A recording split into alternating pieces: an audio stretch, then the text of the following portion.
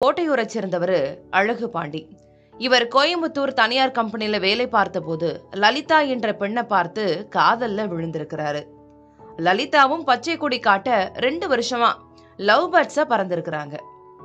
கொஞ்ச நாளைக்கு முன்னால அழகு பாண்டி சொந்த ஊருக்கு திரும்பிய போது இந்த ஜோடி செல்போன் மூலமாகவே காதலை வளர்த்திருக்கிறாங்க. இந்த சமயத்துல தான் கோயம்புத்தூர்ல இருந்து காதலனை பார்க்க காரைக்குடி வந்தாங்க லலிதா. காதலிச்சது போதும் கல்யாணம் பண்ணிக்கலான்னு 2 பேரும் முடிவு எடுத்து கோயில்ல நல்லபடியா கல்யாணம் பண்ணிட்டு பாதுகாப்பு கேட்டு காரைக்குடி வடக்கு போலீஸ் ஸ்டேஷன்ல தஞ்சம் அடையலாம்னு நினைச்சிருக்காங்க. ஆனா இத தெரிஞ்சுக்கிட்ட 2 பேரோட சொந்தக்காரங்களும் தகராறு பண்ண ஆரம்பிச்சிட்டாங்க. ஒரு கட்டத்துல தகராறு முற்றி போன நிலையில கீழே உட்கார்ந்தபடியே லலிதாவை அரவணைச்சுக்கிட்டாரு காதல் கணவன் அழகு பாண்டி.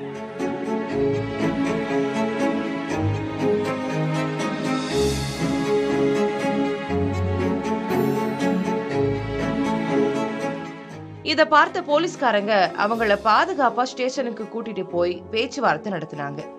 இதுல சமாதானம் அடைந்த அழகு பாண்டியின் பெற்றோர் லலிதாவை மருமகளா ஏத்துக்கிட்டாங்க.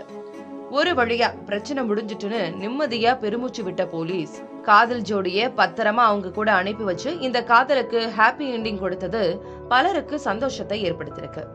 புதிய தலைமுறைக்காக செய்தியாளர் நாசர்.